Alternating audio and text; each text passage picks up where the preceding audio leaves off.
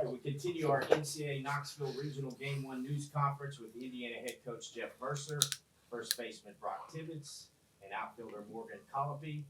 Coach will make an opening statement, and then we will go into questions. Please raise your hand, and we will get a mic to you. Coach? Yeah, I thought it was a really well-played game. Good defense. Both teams took care of the ball. I thought we were able to do a really good job offensively of following the plan. I thought Coach Weatherford, who does our hitting, put together a really good offensive plan. The guys executed it to the letter and did a really good job. And then Ty Bothwell went out and did what he's done for us all year, which is give us a great start and give us a chance. He didn't feel great, didn't have his best stuff, but he's a tough kid and gave us 5 or 6 innings there and gave us a great start. And then Drew Burr came in. So I thought the guys played really well. We took care of the ball. Left a few runs on the board there with guys in scoring position, but overall, I thought it was a good, clean game by both sides. Questions? We'll get a mic to you. Second row, right To your right. Jeff, Ty's performance seemed like a lot. They had runners on base just about every inning, but had a lot of strikeouts to end innings too. I mean, just talk a little bit about just him finishing and getting out of innings clean. Yeah, I think it really speaks to his character. He's such a tough kid. He's been battling just arm fatigue, and he's 87 and 90 today, maybe a couple of 91, 92s. And for anybody that knows Ty knows that's his velo's down considerably. But it's the same thing when he gets guys in scoring position. He bears down and executes his pitches to his locations. He was able to get the fastball to his glove side, and once he gets it to his glove side, it really rides up and across the entire zone. And when he does that, it's just a really tough matchup for anybody. And he was able to get there consistently and was even better with guys on base, which is what you want from a senior, from an upperclassman, to be able to really bear down with guys on base. You talk about the games are won and lost with runners on base. And so offensively, you have to be really good there. And on the mound, you have to execute there. So he was able to do that really without his best stuff, but just toughness and execution. And just knowing his strengths and able to get to it. And when he does that, it's really tough to square him up. Coach, you've talked about needing to follow a game plan throughout the entirety of a game offensively. How did you see your offense do that this afternoon? Yeah, outside of the third inning, I thought we were excellent. I thought we were really good from the very beginning. Mitch battles with a full count, puts the ball in play, beats it out there in the first, and Tibby does a really good job, gets to a good count. They try to sneak a fastball in, and which Brock knows that's what someone's going to try to do to him, and he was on time and hammered it. So from the very beginning of the game, he set the tone early.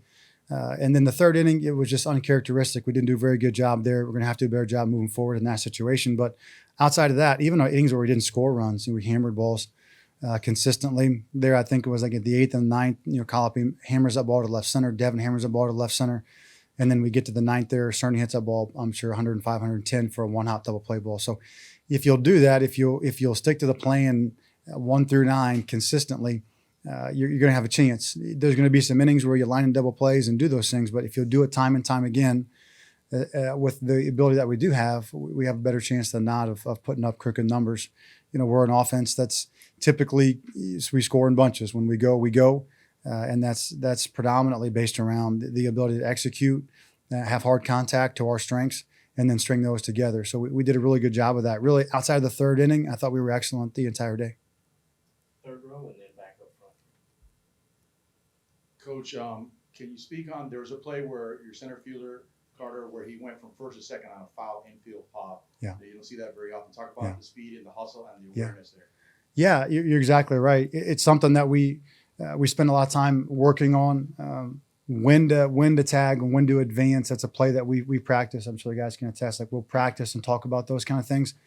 The big one is from second base. Obviously, when to tag and when not. No outs and 1 out. But a lot of times you can advance on the backside. Obviously, we did that there. But I kind of thought he would do that once it was a high fly ball. That there was no reason in foul territory. There's no reason for him to hang.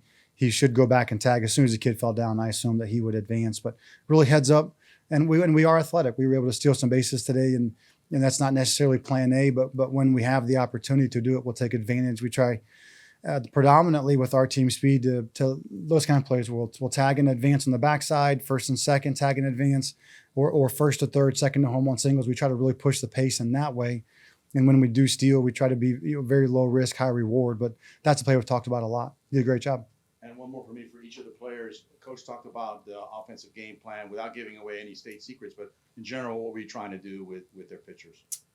I mean, it was definitely similar to, some stuff we saw this past weekend against Nebraska in the Big Ten tournament. The biggest thing was, being able to take the changeup and, make him establish the changeup. And once we showed the ability to do that, it really opened up kind of the rest of the offense. And, just sticking to that throughout the course of the game kind of helped us to get to their starter and, just be able to put runs up early.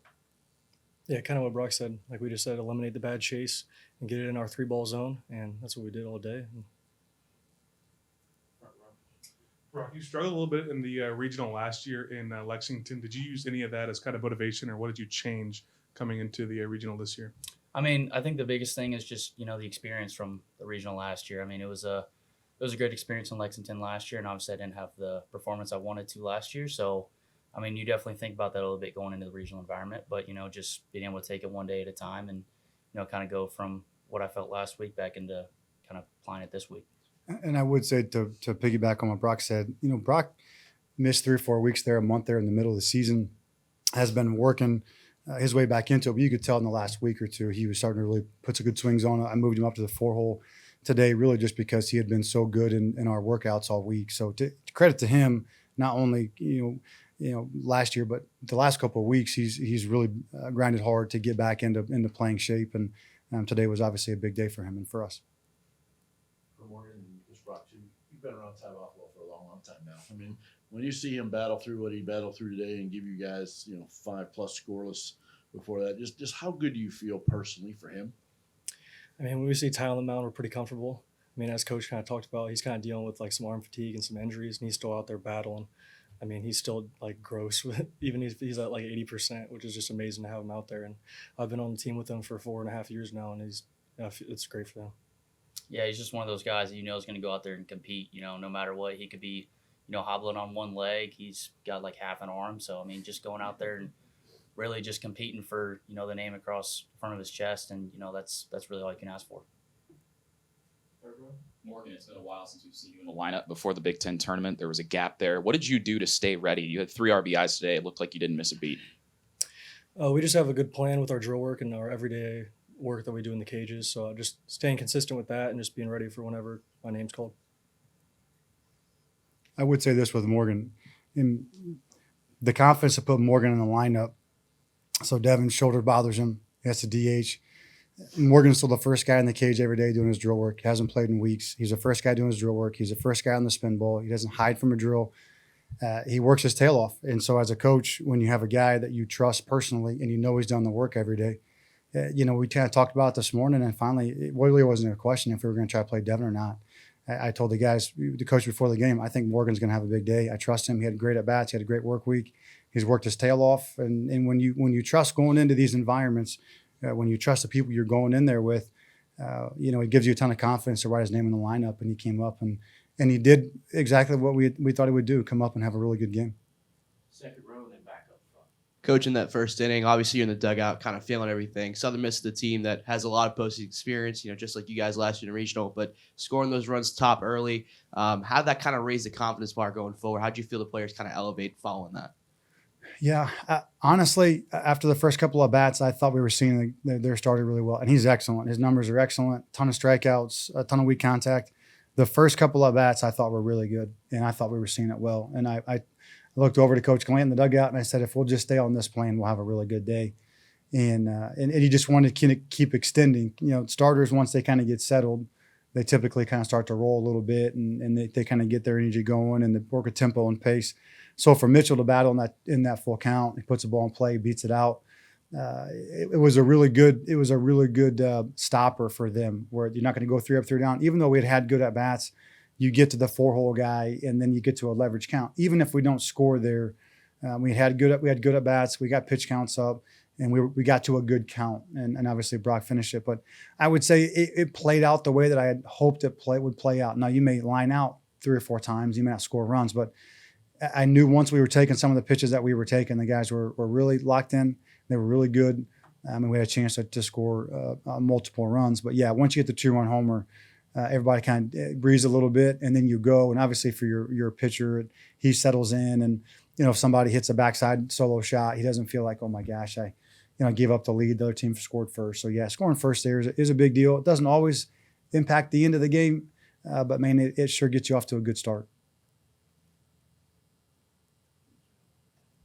You guys all talked about Ty on the bump after the game. He proposed to his girlfriend. Did you guys know in advance, or was there no knowledge? Apparently, there was a preseason agreement with Coach that if we made a regional, that he would be doing it at the regional. And when our name popped up, I saw him look right at Coach, and he said, "I shook your hand that I'd do it." So we kind of knew it was coming, but then we were kind of all talking to our families when we look around and Ty and his girlfriend there, and super excited for them.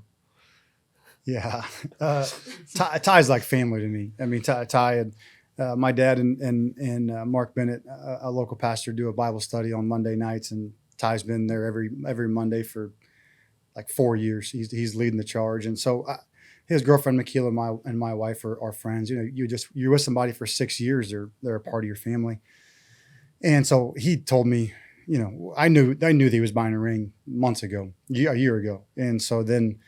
We kind of were talking here the last couple of weeks, and he went and bought the ring a couple of weeks ago. And I told him, like, you need to propose to her, around the team. And we kind of talked about it. And then I said, if we make her regional, you got to make me a bet. If we make her regional, you have to propose to her at the regional. And he got flushed. And I had a pretty good idea we were going to make it. And when I made the bet, so I kind of had some inside information on all the prognostications were coming out, and you could see all the numbers. We were trending in that direction. So I had a decent idea.